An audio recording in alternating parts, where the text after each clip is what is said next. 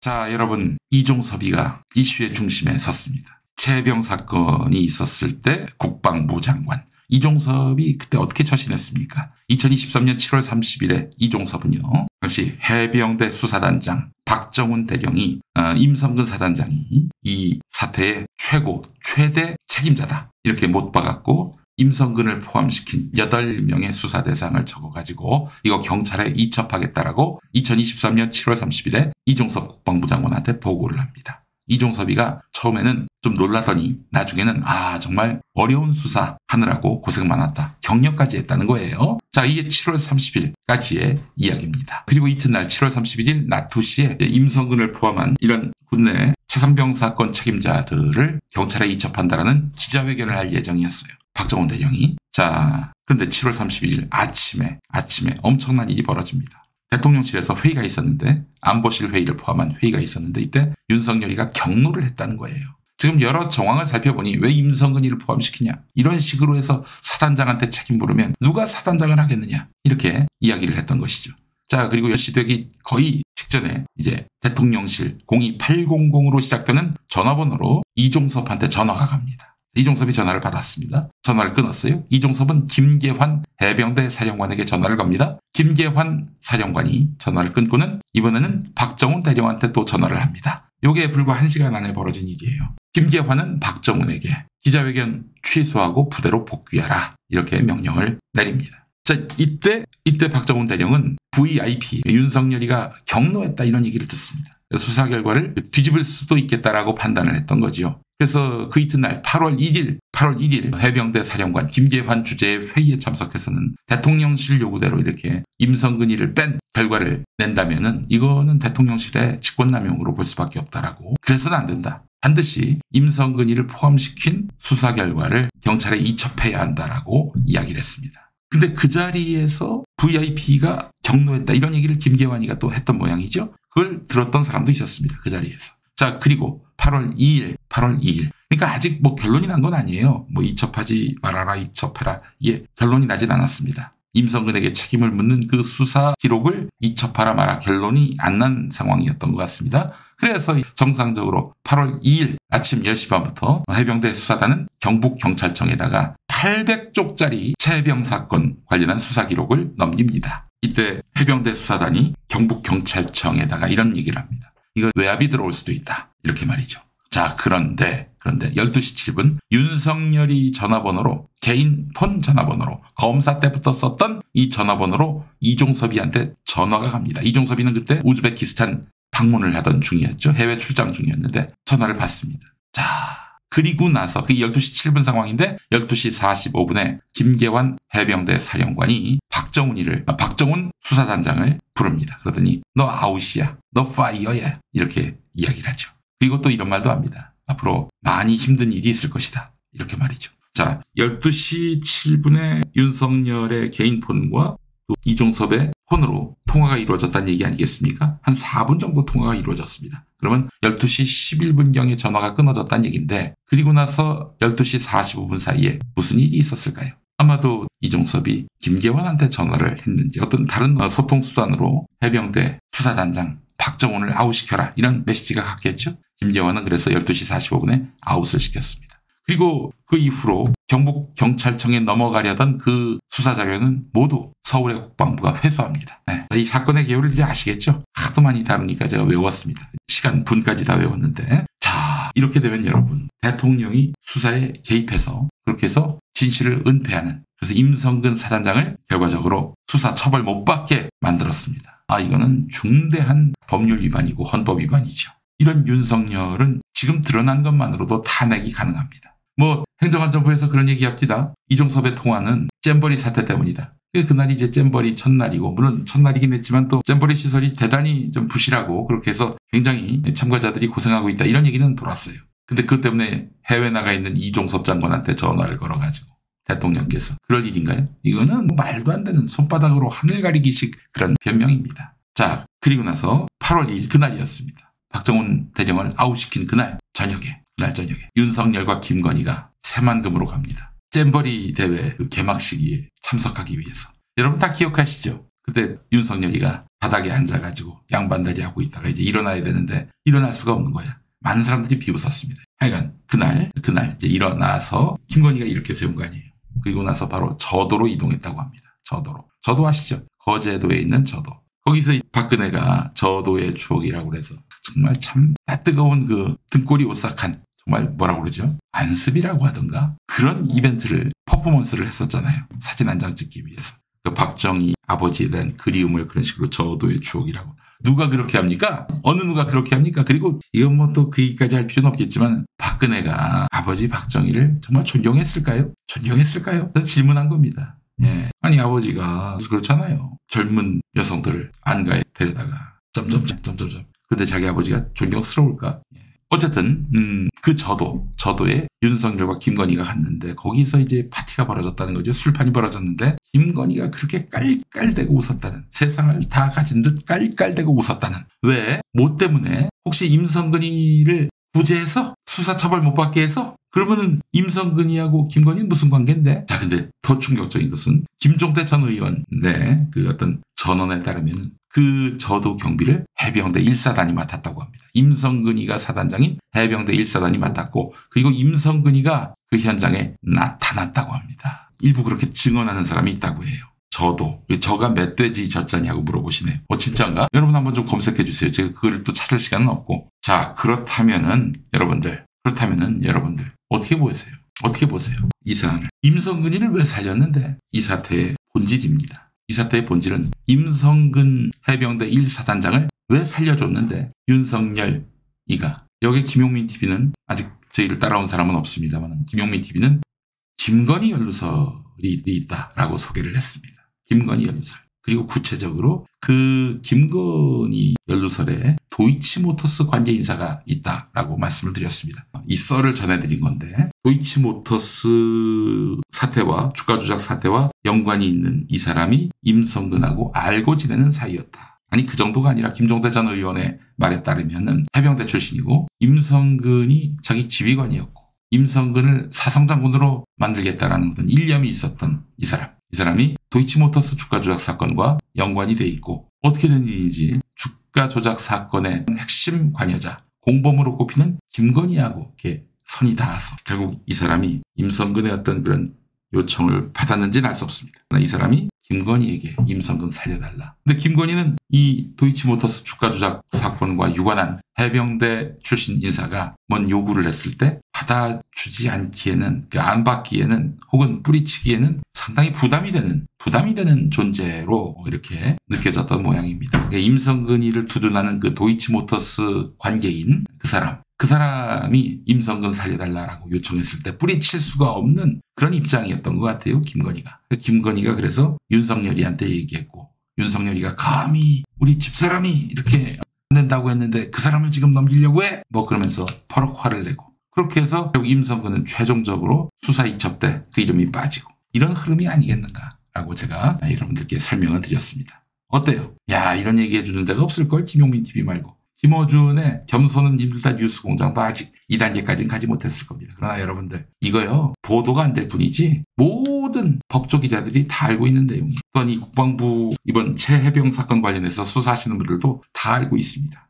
다 알고 있어요. 근데 여러분들은 뭐 이런 언론계에 종사하지 않으시면 또 이 사건과 관계가 없으신 분들은 왜 그래? 임성근이를 왜 이렇게 윤석열이가 이렇게 두둔하고 있는 거야? 비호하고 있는 거야? 잘 이해를 못 하실 거예요. 멧돼지 저 맞습니까? 저도에 멧돼지 저도에 멧돼지가 들어갔군요. 거기서 술 처마시고 또 아이고 정말 웃음만 나네요.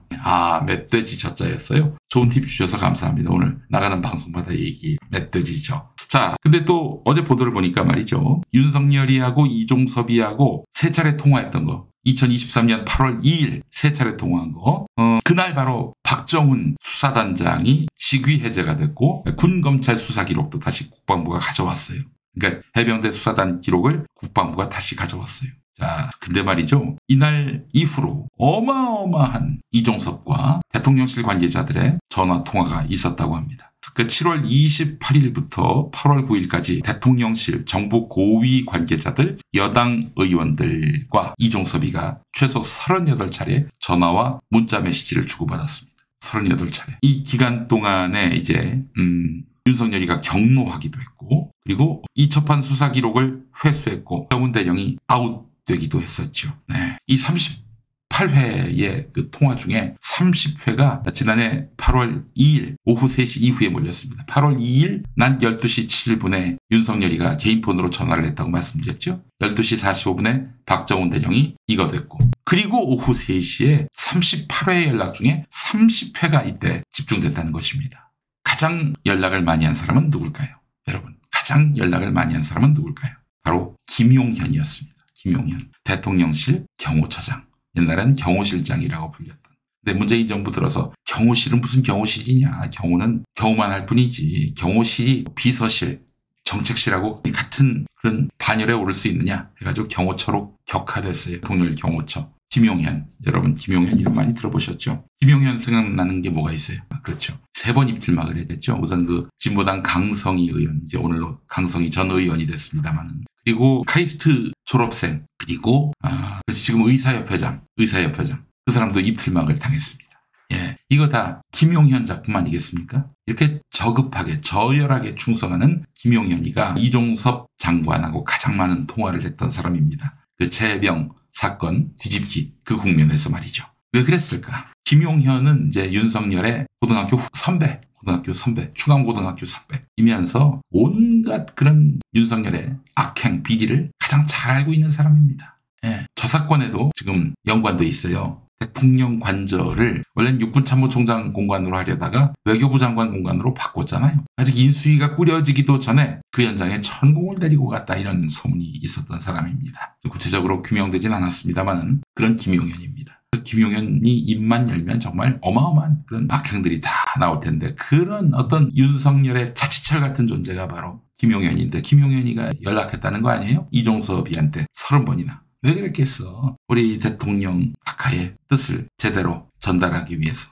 혹은 아까 통화를 했는데 제대로 전달된 건지 아닌지 그걸 확인하기 위해서, 그리고 지금 어떻게 조치가 이루어지고 있는지 그걸 물어보기 위해서 전화한 게 아닐까. 이 합리적인 추론 아니겠어요, 여러분? 자, 그 사람 말고도 뭐 박문규 당시 국무조정실장, 그 나중에 그 수원에 8달에 출마했던 그 박문규, 비지특규 산업통상자원부 장관 됐었어요. 그리고 김태효 국가안보실 1차장. 이 사람은 아크로비스타의 같은 입주민이기도 했죠. 윤석열 김건희와. 김태효 국가안보실 1차장, 임종득 당시 국가안보실 2차장, 임기훈 대통령실 국방비서관. 임기훈 이 사람은 7월 31일 윤석열이가 경로했다는 그날에 자기는 김계환 해병대 사령관과 통화를 한 일이 없다라고 얘기했는데 3번 통화한 사실이 드러났죠. 자, 그래요. 또 임기훈이는 또 그런 말도 했습니다. 경로 자체가 없었다. 그러다 나중에 윤석열이가 뭐라고 합니까? 경로를 하긴 했다. 그런데 그거는 왜 임성근이를 포함시켰냐가 아니라 왜 그 위험한 곳에 뭐 무리하게 수색했느냐 이거였다고 얘기를 했어요. 그러니까 임기훈이 말이 거짓으로 드러난 거 아니겠어요? 그나저나 아니 정말 무리한 수색 때문에 그걸 문제 삼아서 윤석열이가 이렇게 질책을 한 것이 맞다면, 근데 그 이후에 벌어지는 일들은 왜 180도 다릅니까? 아니, 임성근한테 그럼 더 무게의 책임을 묻고 더 강력한 수사와 처벌이 이루어져야 되는데 그 뒤의 상황은 180도 다른 상황으로 돌아가고 있어요. 임성근이를 끝내 수사 처벌 대상에서 뺐지요? 그렇잖아요. 임성근이가 저도에 왔다면, 아니 지금 핵심 피의자가 대통령 부부하고 같이 접근하기 어려운 저도 휴양지에 들어왔다는 얘기 아니야. 이게 가능한 얘기입니까? 윤석열이도 입만 열면 거짓말을 한 거예요. 정말 어처구니 없는 일입니다. 자, 이런 가운데 이런 임성근이를 비호하기 위해서 임성근은 아무것도 몰랐다. 그 밑에 애들이 다 잘못했다. 이런 식으로 꼬리 자르기가 이어지고 있습니다. 자, 근데 보십시오. 꼬리 자르기를 하려니까 그 밑에 있었던 지휘관들이 각자 통화한 걸 다 까잖아요.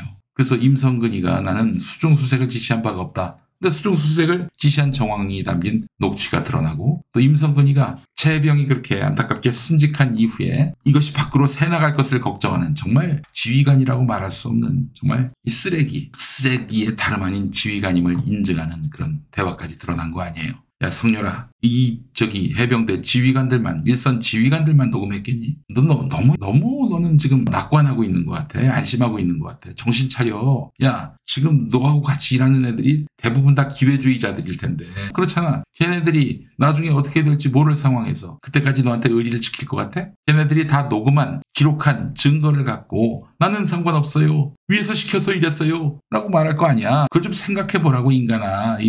정말 이 사회생활이라고는 해보지도 않았고, 검찰에서 거의 왕노릇을 하다 보니까 세상 무서운 게 없지. 네가 너한테 임명장 준 대통령 찌르고 후비고, 그러니까 세상이 다 네 건 줄 알았던 모양인데, 정신 차려 인간아. 네가 힘이 빠진다고 생각되면은 우수수 너의 모든 것이 다 털리는 그런 날이 온다고. 안 올 것 같아? 정말 이런 상등신이 없어요. 자, 여러분, 임성근 사단장과 포7 대대장 사이의 대화 내용을 한번 보시겠습니다. 포7 대대장의 이름이 저하고 같네요. 이용민 대대장입니다. 이용민 대대장은 말하자면 최해병의 직속 지휘관이라고 할 수 있겠죠. 그분이 임성근이하고 대화를 나누는 그 대목, 사건이 발생하고 말이죠. 들어보시죠. 사명 1개조라 그랬잖아. 예, 사명 1개조인데 이 팀은 6명 1개조였습니다. 6명 1개조. 예, 간부 3명에 대원 3명이었습니다. 제가 문자로 보내드렸습니다. 6명 1개조. 예. 그다음에 얘들 지금 다 어디 있냐? 5명은. 지금 그 간부는 여기 현장에 있고 애들은 버스에 타 있습니다. 병 몇 명? 병 3명 중에 2명은 버스에 타 있습니다. 간부 3명. 예. 얘들 언론 이런 데 접촉이 돼서는 안 되는데. 예. 언론 분야는 누가 거기서 안에서 중령 와 있습니다. 다 통제하는 거고. 예. 예. 트라우마 이런 부분은 나중 문제고, 애들 관리가 돼야 되거든. 어떤 식으로 관리가 돼야 되겠냐? 예, 애들이 좀 힘들어하긴 하는데 일단 좀 시원한데 차 안에 있으면서 거기에도 간부가 붙어 있습니다. 좀 달래주고 그러고 있습니다. 그러니까 네, 들어보셨습니다. 이 포병 7대대장, 바로 이용민 대대장이 말이죠. 정신병원에 입원했습니다. 알고 계세요? 정신병원에 입원하기에 앞서서 어제 메시지를 냈는데 제가 좀 소개하겠습니다. 고 최해병의 대대장입니다. 다시 한번 최해병의 명복을 빌며 가족분들께 위로의 말씀을 드립니다. 대대장으로 최해병의 장례식도 보지 못한 채 5개월여 부대와 분리돼 일정한 장소에서 하는 일 없이 출퇴근만 하며 부대원들과의 연락도 하지 못한 채 고립된 생활을 하다 보니 죽으려고 했습니다마는 정신과 치료를 통해 버티고 있습니다. 중령급 간부들을 모아서 소집 교육을 할 때에도 부르지 않고 아무도 관심을 가져주지 않는데 조직으로부터 이렇게 내팽겨쳐지는구나 하는 생각으로 정말 죽고 싶었습니다. 장례식 때도 눈물 흘릴 자격이 없다. 네가 조치를 제대로 안 해서 내가 한다 라는 말을 들으며 하루도 눈물을 흘리지 않는 날이 없었습니다. 그러니까 이제 이용민 대대장은 어떻게든 한번 자기가 나서서 장례라도 좀 제대로 치러줬으면 하는 마음이 있었는데 사람들이 야, 너 때문이야. 네가 잘못해서 벌어진 일이야. 이렇게 생사람을 잡았어요. 아니, 수중수색을 시킨 사람이 임성근인데 억지로 그냥 들어가게 했는데 그걸 가지고 임성근이는 빠지고 지금 이용민 대대장은 다 뒤집어 씌우고 있는 거예요. 자, 계속 읽어보겠습니다. 가족과 떨어져 지내다 보니 너무 힘들어 가족의 곁으로 가고 싶었으나 수사 진행 중이기 때문에 갈 수 없다고 했다가 간다고 했다가 다시 갈 수 없다고 했다가를 반복하다가 원하면 보직 해임을 할 수 있도록 건의하겠다라는 말에 정말 미쳐버릴 것만 같았습니다. 지휘관이 바뀌고 보직 해임됐지만 가는 날도 누구의 통제 없이 그냥 이동했습니다. 이후에 모친을 찾아뵙고 사죄드렸으며 고 최해병이 잊혀지지 않도록 끝까지 찾아보고 기리겠다고 하며 이 모친이라면 이제 우리 최해병의 어머니를 말하는 것 같습니다. 그리고 현충원을 방문해서 최해병에게 참배하고 문자를 드리며 죄송한 마음으로 살고 있습니다.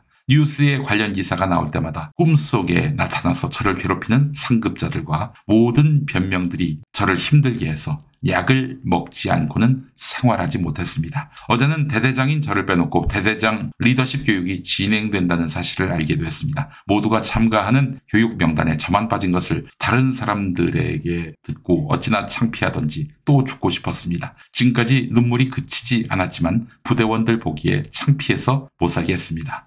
이렇게 해병대라는 조직에서 왕따를 당한다고 생각하니 가슴이 너무 아픕니다. 정신과 진료를 받는데 자살하고 싶은 생각이 너무 많이 들어서 슬프고 포기하고자 했을 때 입원을 하자고 해서 가족을 불러 입원하게 됐습니다. 저는 그 누구보다도 조직을 사랑하고 전우를 사랑합니다. 내팽겨쳐지는 현실에 죽고 싶은 마음뿐입니다. 다시 돌아가서 전우들을 볼 수 있을지 걱정됩니다. 저로 인해 피해를 보지는 않을지, 저 때문에 일이 더 많아지지는 않을지 미안할 뿐입니다. 죄송합니다. 이겨내보려고 했는데 더 이상 숨겨지지 않아 입원하게 됐습니다. 다시 한번 고 최혜병의 명복을 빌며 부모님께 사죄의 말씀을 드립니다. 제가 조금만 더 확인했더라면 막을 수도 있었는데 죄송합니다. 지휘관으로서 제가 받아야 할 모든 책임을 회피하지 않겠습니다. 죄송합니다. 5.18 당시에 진압에 투입됐던 사람들, 그렇죠, 광주 시민을 살상했던 그 자들입니다. 근데 그들이 뭐 때문에 그랬겠어요? 상부의 명령 때문에 그런 거 아니겠어요? 누가 발포하라고 했는지, 누가 시민을 살상하라고 했는지 아직까지 규명이 되지 않았습니다. 우리는 전두환이라고 생각하죠. 그것이 결론나지 않으니까 전두환의 선례를 보더라도 얼마든지 진실은 감춰질 수 있다, 책임을 회피할 수 있다, 이렇게 생각하는 거 아니에요. 임성근, 류의 인간들이. 그러니까 그때 진상규명은 못하더라도 전두환이를 정말 본보기 차원에서 사형을 시켰어야 했다, 이런 얘기가 정말 무겁게 다가옵니다. 네, 그렇습니다. 이용민 대대장, 변호인이 이런 말씀을 했습니다. 매우 안타깝다. 최혜병 특검법 폐기와 함께 이런 소식을 전하게 돼 매우 착잡하다. 박정훈 대령이 참 군인이라면 이용민 중령도 참 군인이라고 해도 손색이 없을 것입니다. 해병대에는 아직도 박정훈과 이용민 같은 군인들이 더 있습니다. 그렇게 국민적 관심과 응원을 요청합니다. 그리고 또 변호사님이 보내주신 게 있습니다. 해병대 2사단 군의관 소견서를 받아 A병원의 진료를 받아 2주 이상 한 달 입원 진단을 받았고, 그러나 입원실이 없어서 이 병원으로 이동해서 폐쇄병동에서 입원 수속을 받을 예정입니다. 그러면서 이용민 중령의 현재 상태를 알려왔습니다. 임성근의 처신과 정말 180도 다르지요. 임성근이는 어떻게든 책임을 회피하려고 하는데 이용민 중령은 처음부터 끝까지 다 내 잘못이다라고 얘기하고 있습니다. 5.18에 진압군으로 투입됐던 분들이 5.18 이후에 그 큰 트라우마 때문에 스스로 목숨을 끊는 경우도 있고 그래요. 근데 전두환이는 어떻게 지냈습니까? 5.18 때 그렇게 시민의 피 위에 서서 권력을 찬탈했던 그 새끼들은 어떻게 지금 지내고 있습니까? 박하사탕, 그렇죠. 영화 박하사탕에 그 내용이 담겨 있습니다. 자, 여러분, 이용민 중령을 응원해 주시기 바랍니다. 물론 그도 일선 지휘관으로서 최혜병 사망 사건에 일정 부분 책임이 있습니다만, 그러나 기본적으로 임성근이가 수중수색을 지시하지만 않았더라도 이런 일이 발생하지 않습니다. 이용민 중령께서 트라우마 치료 잘 받으시고요. 그리고 복귀하시기 바랍니다. 당신 같은 사람이 필요해요. 이 임성근이 같은 새끼들은 다 그냥 빨리 제대시키고, 아니 감옥으로 제대시키고 그래야 하고, 이렇게 정말 염치를 알고 책임감을 너무 크게 느껴서 내가 정말 스스로 목숨을 끊어야 되나, 이 고민까지 간 이용민 중령 같은 분이 지금 해병대에 필요해요. 절대로 좌절하지 마시고, 그리고 그 마음가짐 잊지 마시고 치료받으시고 복귀하시기 바랍니다. 세상에 그 나쁜 개새끼들은 여전히 떵떵거리며 잘 살고 있는데 왜 이용민 중령이 모든 책임을 뒤집어 써야 합니까? 그거 아니잖아요, 그거는.